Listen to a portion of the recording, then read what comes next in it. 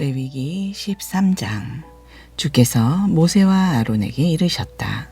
누구든지 피부에 부스럼이나 뾰루지나 붉은 반점이 생기면 악성 피부병일지도 모르니 제사장 아론이나 제사장인 그의 아들들 중 한 사람에게 데리고 가라. 그러면 제사장은 그 사람의 피부에 생긴 병을 자세히 살펴보아라. 환부에 난 털이 희게 변해 있고 다른 부분보다 우묵하게 들어가 있으면 그것은 악성 피부병이다. 제사장은 그 사람의 환부를 자세히 살펴본 뒤에 그 사람이 부정하다고 선언해야 한다. 그렇지만 그 사람의 피부에 난 반점이 희게 보이기는 해도 우묵하게 들어가지 않았고 그 부위에 난 털이 하얗게 변하지도 않았으면 제사장은 그를 이레 동안 격리시켜야 한다. 이레째 되는 날 제사장은 그 사람을 다시 검사하고 나서 환부가 더 이상 번지지 않았거든 그 사람을 또다시 이레 동안 격리시켜야 한다. 이렇게 2주일이 지난 후 제사장은 그 사람을 다시 검사한 다음 다른 것으로 더 이상 번지지 않았다면 그 사람을 깨끗하다고 선언해야 한다. 그것은 단순한 부스럼이기 때문이다. 이때 그 사람이 입고 있던 옷을 빨아야 한다. 그러면 그는 깨끗해질 것이다. 하지만 제사장이 그 사람을 살펴보고 깨끗하다고 판결을 내렸는데도 부스럼이 낫지 않고 더 퍼졌으면 그 사람은 다시 제사장에게 데리고 와서 피부병인지 아닌지를 판결받아야 한다. 제사장은 그 사람을 다시 살펴보아 부스럼이 번져 있으면 그가 부정하다고 판결 내려야 한다. 그 사람은 악성 피부병에 걸린 것이다. 누구든지 악성 피부병에 걸리면 그 사람은 제사장에게로 가야 한다.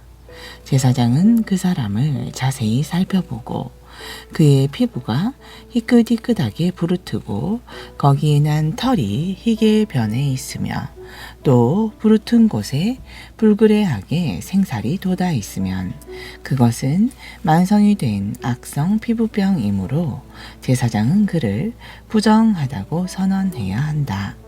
제사장이 그 사람을 이미 부정하다고 선언했으므로 그가 격리되어야 할 필요는 없다. 제사장이 보기에 그의 피부병이 머리에서 발끝까지 번져 있으면 제사장은 다시 한번 그를 살펴보고 피부병이 온몸에 퍼져 있으면 제사장은 그 사람을 깨끗하다고 선언해야 한다. 그의 온몸이 희게 되었으니 그는 깨끗한 사람이다. 하지만 언제라도 그에게 생살이 돋아나면 그 사람은 부정하게 된다. 제사장은 그 사람의 생살을 살펴본 뒤 그가 부정하다고 선언해야 한다. 생살은 그가 악성 피부병에 걸려 있다는 증거이기 때문이다. 그러다가 생살이 희게 변하면 그 사람은 다시 제사장에게 가야 한다. 제사장이 그를 살펴본 뒤 그 사람의 몸에 생긴 부스럼이 희게 변해 있으면 그를 깨끗하다고 선언해야 한다. 그 사람은 이미 나은 깨끗한 사람이다. 살갗에 부스럼이 생겼다가 나았는데 부스럼이 생겼던 자리가 다시 희게 부르터 올라오거나 희고 불그레하게 반점이 생기면 그 사람은 제사장에게 가서 자기 상처를 보여야 한다. 제사장은 그를 살펴보고 부스럼이 났던 자리가 우묵하게 들어가고 그 부위에 난 털이 희게 변해 있음을 그 사람은 부정하다고 선언해야 한다. 그것은 부스럼 났던 자리에 생긴 악성 피부병이다. 제사장이 그를 살펴보아 털이 희게 변해 있지도 않고 환부가 우묵하게 들어가지도 않고 오히려 수그러들었다면 이래 동안 그 사람을 격리시켜야 한다. 그것이 피부에 번진다면 제사장은 그 사람을 부정하다고 선언해야 한다. 그것은 악성 피부병이다. 하지만 반점이 변하지 않고 번지지도 않았으면 그것은 종기의 흉터일뿐이므로 제사장은 그를 깨끗하다고 선언해야 한다. 살갗을 불에 대었는데 그 자리가 불긋불긋하거나 흰 반점이 생긴 경우 제사장은 그 반점을 살펴보아 거기에 난 털이 희게 변해 있고 그 자리가 우묵하게 들어갔으면 그것은 불에 댄 자리에 생긴 악성 피부병이다. 제사장은 그를 부정한 사람이라고 선언해야 한다. 그 병은 악성 피부병이다. 제사장이 살펴보아 그 부위에 난 털이 희게 변해 있지도 않고 그 자리가 우묵하게 들어가지도 않았으며 오히려 아물어 있다면 제사장은 그를 이래 동안 격리시켜야 한다. 이래째의 제사장은 그를 다시 검사하여 피부에 반점이 더 번졌으면 그를 부정한 사람이라고 선언해야 한다. 그것은 악성 피부병이다. 하지만 반점이 번지지 않고 오히려 아물었으면 그것은 불에 댄 곳이 단지 부르튼 것에 지나지 않으므로 제사장은 그를 깨끗하다고 선언해야 한다. 그것은 단지 불에 댄 자국일 뿐이기 때문이다. 남자든 여자든 머리나 턱에 부스럼이 생기면 제사장은 부스럼을 살펴보고 그 부위가 우묵하게 들어가고 머리나 턱이 가늘고 누런 털이 났으면 제사장은 그를 부정한 사람이라고 선언해야 한다. 이것은 머리나 턱에 생긴 악성 피부병이다.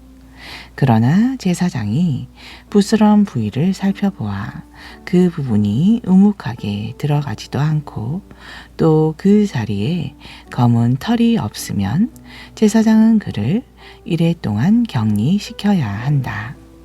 이래째의 제사장은 다시 그의 부스럼 부위를 살펴보아 부스럼이 더 이상 번지지도 않고 누런 털도 없으며 부스럼이 생긴 자리가 우묵하게 들어가지도 않았으면 그 사람은 부스럼이 생겨난 부위를 빼고는 주변의 털을 모조리 밀어야 한다. 그런 뒤 제사장은 그 사람을 또다시 이래 동안 격리시켜야 한다. 이래째의 제사장은 다시 그 부스럼 부위를 살펴보아 그 부분이 다른 데로 번지지도 않고 그 자리가 우묵하게 들어가지도 않았으면 그를 깨끗하다고 선언해야 한다. 이제 그 사람은 입고 있던 옷을 빨아 입으면 깨끗해지게 된다. 제사장은 그를 깨끗한 사람이라고 선언한 후에라도 부스럼이 그의 온몸에 번지게 되면 제사장이 그를 또 살펴보아 부스럼이 번졌으면 누런 털이 생겼는가를 찾아볼 필요도 없이 그 사람은 부정한 사람이다. 하지만 제사장의 판단에 부스럼이 더 이상 번지지도 않고 그 자리에 검은 털이 돋아났으면 그의 병이 나은 것이다. 제사장은 그 사람을 깨끗하다고 선언해야 한다. 남자든 여자든 피부에 흰 반점이 생겼다면 제사장이 그를 살펴보아 그 반점이 희끄무레하다면 그것은 어루러기이므로 걱정할 필요가 없다. 그 사람은 깨끗한 사람이다. 어떤 사람의 머리카락이 다 빠져서 대머리가 되더라도 그 사람은 깨끗한 사람이다. 앞 머리털이 빠져서 이마가 환해지더라도 그는 깨끗한 사람이다. 정수리나 앞이마 부분의 머리털이 빠진 자리에 희고 불그레한 점이 생기면 그것은 악성 피부병이다. 제사장이 그를 살펴보아 그 부분에 희고 불그스레한 점이 생겼으면 그 사람은 악성 피부병에 걸린 것이므로 부정하다고 선언해야 한다. 그는 머리에 악성 피부병이 생긴 것이다. 그런 악성 피부병에 걸린 사람은 옷을 찢고 머리는 헝클어뜨린 채 코밑 수염을 가리고는 부정하다, 부정하다 라고 외쳐야 한다. 이 사람은 병이 걸려 있는 동안에는 부정한 상태이므로 다른 사람들과 접촉해서는 절대 안 된다. 그는 진영 밖에서 따로 살아야 한다. 옷에 곰팡이가 피었을 경우, 즉 양털 옷에나 모시 옷에나 또 천에나 가죽으로 만든 옷에나 혹은 가죽으로 만든 어떤 물건에 곰팡이가 피어 노르스름하게 녹색을 띠거나 불구스레한 빛을 띠면 옷이든 가죽이든 천이든 또 가죽으로 만든 그릇이든 노르스름한 녹색을 띠거나 불구스레한 빛을 띠는 곰팡이가 피면 반드시 그것을 제사장에게 보여야 한다. 제사장은 그것을 살펴보고 이랫동안 곰팡이가 난 것들을 따로 두어야 한다. 이래째에 제사장은 그것을 검사한 다음 그 옷이나 가죽이나 천이나 또는 가죽으로 만든 것에 곰팡이가 여전히 피어 있으면 그것은 악성 곰팡이이다. 그러므로 그 물건은 부정하다. 제사장은 곰팡이가 난 옷이나 천이나 또는 가죽 제품을 모두 불에 태워버려야 한다. 악성 곰팡이이므로 모조리 태워버려야 한다. 하지만 제사장이 살펴보아 그 옷이나 천이나 가죽 제품에 곰팡이가 피어 있지 않으면 제사장은 곰팡이가 묻었던 옷이나 물건을 물에 씻도록 하여 이랫동안 따로 두게 해야 한다.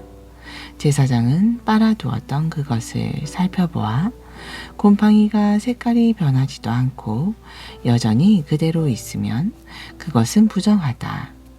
겉이든 속이든 곰팡이가 번져 있으면 불에 태워버려야 한다. 하지만 제사장이 살펴보아 빨고 난 이후에 곰팡이가 사그라졌다면 제사장은 옷이나 천이나 가죽 제품에서 곰팡이가 피어 있는 부분을 떼어버려야 한다. 이렇게 곰팡이가 피어 있던 부분을 떼어버렸는데도 옷이나 천이나 가죽 제품에 다시 곰팡이가 피어나면 그것은 곰팡이가 번지고 있는 것이므로 불에 태워버려야 한다. 그렇지만 옷이나 천이나 가죽 제품에 피어있던 곰팡이가 다시 피지 않고 없어졌으면 그것을 다시 한번 빨아라. 그러면 깨끗해지게 된다. 지금까지 말한 것은 양털이나 모시로 짠 옷이나 천 그리고 가죽 제품에 곰팡이가 피었을 때 어떤 경우에 깨끗하고 또 어떤 경우에 부정한지를 가려주는 규정이다. 14장 주께서 모세에게 말씀하셨다. 다음은 악성 피부병에 걸린 사람이 깨끗해져서 정결 의식을 행할 때의 규정이다. 그 사람이 제사장에게 오면 제사장은 그 사람을 데리고 진영 밖으로 나가서 그를 검사해 보아야 한다.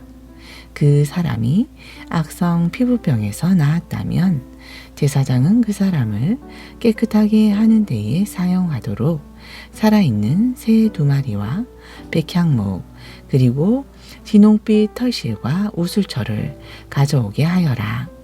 그런 다음 제사장은 그 사람에게 명하여 새들 중 1마리를 깨끗한 물이 담겨있는 질그릇 위에서 잡게 하여라. 나머지 새 1마리는 백향목과 진홍 털실과 우슬초와 함께 깨끗한 물 위에서 잡은 새의 피에 담가라. 제사장은 나병에 걸렸다가 이제는 깨끗해진 사람에게 그 물을 7번 뿌려라. 그런 후 제사장은 그 사람을 깨끗하다고 선언하고 살아있는 새를 들판으로 날려보내라. 나병에서 깨끗해진 사람은 입고 있던 옷을 빨고 머리털을 모두 깎고 나서 목욕을 해야 한다. 그런 뒤 다시 진영 안으로 들어와 살 수 있지만 그 전에 자기가 살던 장막 밖에서 1회 동안 머물러 있어야 한다. 1회째 되는 날 그 사람은 머리털과 수염과 눈썹을 모조리 깎아야 한다. 입고 있던 옷도 다 빨고 목욕을 하면 그제야 그 사람은 깨끗해진다. 8회째 되는 날 그 사람은 흠없는 수양 2마리와 흠없는 1년 된 암양 1마리와 올리브 기름을 섞은 고운 밀가루 10분의 3 에바와 올리브 기름 1록을 제사장에게 가져가야 한다. 정결 의식을 집전하는 제사장은 그 사람이 가져온 예물과 함께 그를 회막 입구의 주 앞에 서 있게 해야 한다.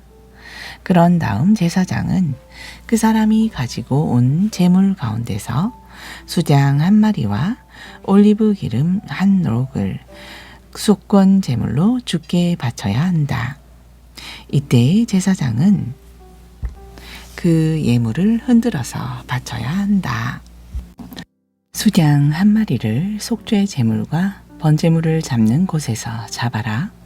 이 제물 역시 속죄 제물과 마찬가지로 지극히 거룩한 것으로 제사장의 몫이다.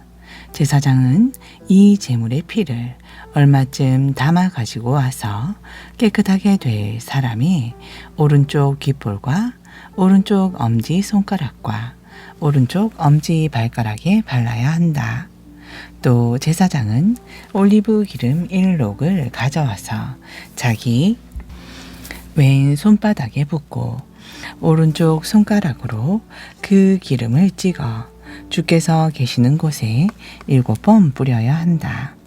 그런 다음 나머지 기름을 깨끗하다고 선언받을 그 사람의 오른쪽 귓볼과 오른쪽 엄지손가락과 오른쪽 엄지 발가락에 발라라. 즉, 그 사람에게 발라져 있는 속건 제물의 피 위에 발라라. 또 제사장은 손바닥에 남은 기름을 그 제사장의 머리에 발라 주어야 한다. 이렇게 제사장은 주 앞에서 그 사람의 죄를 사해 주어야 한다. 그런 다음 제사장은 속죄제를 드려서 그 사람의 부정을 벗겨 주어야 한다. 그 뒤 번제로 드릴 희생 제물을 잡아라. 제사장은 번제물을 곡식 제물과 함께 번제단에 바쳐라. 이렇게 죄를 사해주는 정결 의식을 베풀어 그 사람의 부정을 벗겨주면 그 사람은 비로소 깨끗해진다. 만일 그 사람이 가난하여 이런 제물을 바칠 수 없는 경우에는 제사장이 흔들어서 바칠 속건 제물로 수장 1마리를 가져오고 곡식 제물로는 올리브 기름을 섞은 고운 밀가루 10분의 1 에바와 올리브 기름 1록을 바쳐야 한다. 힘이 닿으면 산비둘기 2마리나 집비둘기 새끼 2마리를 바치되 1마리는 속죄 제물로 삼고 다른 1마리는 번제물로 삼아야 한다. 8회째 되는 날 그 사람은 정결 의식을 치러줄 제사장에게 모든 제물을 가지고 가서 회막 입구의 주 앞에 바쳐야 한다.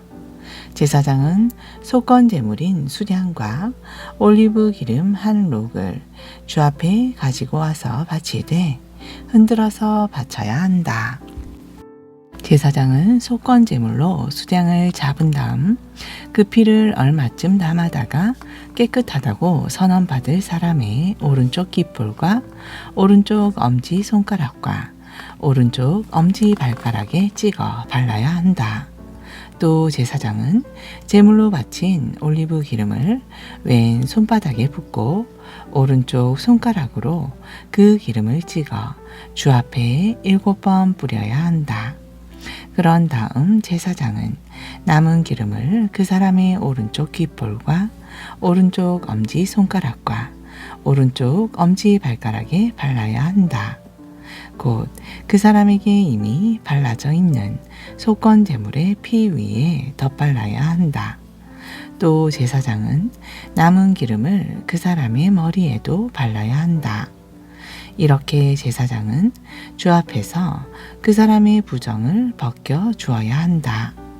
그런 다음 그 사람이 힘 닿는 대로 산비둘기나 집비둘기 새끼 2마리를 바치면 제사장은 곡식 제물과 함께 한 마리는 속죄 제물로 다른 한 마리는 번제물로 바쳐야 한다. 이와 같이 하여 제사장은 주 앞에서 그 사람의 죄를 사하여 주어야 한다. 이것이 악성 피부병에 걸렸다가 나은 사람이 가난하여 정상적으로 정결 예물을 드릴 수 없는 경우에 지켜야 할 규정이다. 주께서 모세와 아론에게 말씀하셨다. 내가 너희에게 유산으로 준 가나안 땅에 들어갈 때 내가 그 땅의 어느 집에 곰팡이를 쓰게 하거든 그 집 주인은 제사장을 찾아가 그 사실을 보고해야 한다. 제사장은 그 사실을 조사하러 간 사람의 그 집 안으로 들어가기 전에 그 집 안에 있는 물건이 부정을 타지 않도록 그 집을 비우도록 해야 한다. 이렇게 집을 비우게 한 다음 제사장은 그 집 안으로 들어가 그 집을 잘 검사해야 한다. 녹색 곰팡이나 불그스레한 곰팡이가 번져 있고 또 다른 자리가 다른 벽면보다 우묵하게 파여 보이거든 제사장은 집 밖으로 나가서 그 집을 1회 동안 잠가 두어야 한다. 8회째에 제사장이 그 집을 자세히 살펴보아 곰팡이가 벽마다 번져 있으면 제사장은 곰팡이가 쓸어있는 돌을 떼어내어 성읍 밖 부정한 곳에 내다 버리게 해야 한다. 또 제사장은 그 집 벽을 돌아가며 긁어내게 하여 성읍 밖 부정한 곳에 내다 버리게 해야 한다. 그런 다음 돌을 떼어낸 자리에 다른 돌을 채워 넣고 그 위에 새 흙으로 발라야 한다. 이렇게 돌을 드러내어 다시 채우고 흙을 다시 발랐는데도 그 집에 곰팡이가 또 나타나면 제사장은 그 집으로 가서 자세히 살펴보고 곰팡이가 그 집 벽에 번져 있으면 그 집은 부정을 탄 것이다. 그 집을 짓는데 사용된 돌과 제목과 흙을 모두 다 헐어내어 성읍 밖 부정한 곳에 갖다 버려야 한다. 그 집이 잠가져 있는 동안 안으로 들어간 사람은 저녁 때까지 부정하다. 또 그 집에서 누워서 자거나 음식을 먹은 사람은 누구든지 자기 옷을 빨아 입어야 한다. 제사장이 그 집에 가서 조사해보고 벽을 다시 바른 뒤 곰팡이가 피지 않았으면 제사장은 그 집이 깨끗하다고 선언해야 한다. 그 집을 깨끗하게 하려면 새 2마리와 백향목, 진홍 털실과 우슬초가 필요하다. 집주인이 새 1마리를 맑은 물이 담겨있는 질그릇 위에서 잡으면 살아있는 다른 새를 가져와 백향목과 우슬초와 진홍 털실과 함께 죽은 새의 피가 섞인 물속에 담근 다음 그 핏물을 그 집에 7번 뿌려야 한다.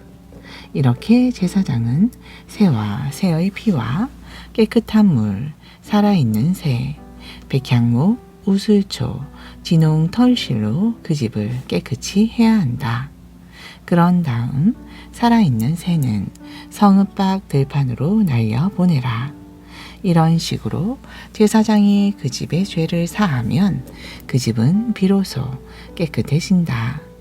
지금까지 말한 것은 악성 피부병과 부스럼, 옷이나 집에 번진 곰팡이, 어루럭이나 종기나 붉은 반점에 관한 규정으로서 언제는 부정하고 또 언제는 부정하지 않는지를 구별하는 방법이다. 곧 이는 악성 피부병과 악성 곰팡이에 관한 규정이다. 아멘. 약전서 마태복음 24장. 예수께서 예루살렘 성전을 떠나려고 하시는데 제자들이 다가와서 성전 건물을 가리켜 보였다. 그러자 예수께서 말씀하셨다. 너는 이 모든 것을 보고 있지 않느냐? 내가 진정으로 말한다. 이 모든 건물들이 다 무너져서 돌 하나도 돌 위에 제대로 얹혀 있지 못할 것이다. 예수께서 올리브산에 올라 자리를 잡고 앉으시자 제자들이 물었다. 선생님, 언제 그런 일이 일어나겠습니까? 주님이 다시 오시는 때와 세상 끝날에는 어떤 징조가 나타나겠습니까? 예수께서 말씀하셨다. 누구에게도 속지 않도록 조심하여라. 많은 이들이 나타나 자기가 그리스도라고 주장하면서 뭇 사람들을 그릇된 길로 이끌 것이다. 또 전쟁에 대한 소식과 소문을 듣게 되겠지만 두려워하지 말아라. 그런 일이 반드시 일어나야 하겠지만 그것이 마지막 때인 것은 아니다. 민족과 민족이, 나라와 나라가 서로 대항해서 싸울 것이고 곳곳에 기근이 있고 도처에서 지진이 터질 것이다. 그러나 이 모든 일은 닥쳐올 재난의 시작일 뿐이다. 그때의 너희는 내 사람이라는 이유로 고통과 죽임을 당할 것이며 온 세상이 나로 인해 너희를 미워할 것이다. 그리하여 너희 가운데 많은 이들이 죄 가운데 빠져 서로 배반하고 미워할 것이다. 또한 거짓 예언자들이 곳곳에서 나타나 많은 사람을 홀릴 것이고 세상에는 불법이 날로 더 많아져서 많은 사람들의 사랑이 식어갈 것이다. 그러나 끝까지 참는 사람은 구원을 받을 것이다. 이 하늘나라의 기쁜 소식이 온 세상에 땅 끝까지 전파되어 모든 민족이 그 복음을 듣게 될 것인데 그때서야 세상이 끝날이 올 것이다. 그러므로 너희는 예언자 다니엘이 말한 대로 멸망케 할 가증할 물건이 거룩한 곳에 서 있는 것을 보거든 읽는 자들은 이 말이 무슨 뜻인지 깨달으라. 그때 유대의 땅에 있는 사람들은 산으로 도망하라. 또 지붕 위에 있는 사람은 집 안에 있는 물건을 꺼내려고 내려가지 말고 밭에 있는 사람은 겉옷을 가지러 집으로 돌아가지 말라. 그날에는 임신한 여자들과 젖먹이를 둔 여자들은 화를 입을 것이다. 너희는 그처럼 도망하는 일이 겨울이나 안식일에 발생하지 않도록 기도하라. 그때에는 아주 큰 재난이 닥칠 것인데 세상 처음부터 지금까지 없었고 앞으로도 다시는 없을 아주 큰 고통을 겪게 될 것이기 때문이다. 하나님께서 그 고통 기간을 단축시켜 주시지 않는다면 아무도 구원받지 못할 것이다. 그러나 하나님께서는 택하신 자들을 위해 그 기간을 단축시켜 주실 것이다. 그때에 누군가가 너희에게 이분이 그리스도다 혹은 저분이 그리스도다 라고 말해도 그 말을 믿지 말라. 그때에는 거짓 그리스도들과 거짓 예언자들이 많이 나타나서 놀라운 기적을 행하면서 하나님께서 택하신 사람들까지도 홀릴 것이다. 보아라, 내가 너희에게 미리 일러둔다. 그러므로 그때에 누가 너희에게 그리스도가 광야에 계신다 라고 말해도 나가지 말고 그리스도가 골방에 계신다 라고 말해도 너희는 믿지 말라. 번개가 동쪽에서 치면 서쪽까지 번쩍이듯 인자가 이 땅에 오는 것도 그럴 것이다. 시체가 있는 곳에는 독수리들이 모여들게 마련이다. 아멘.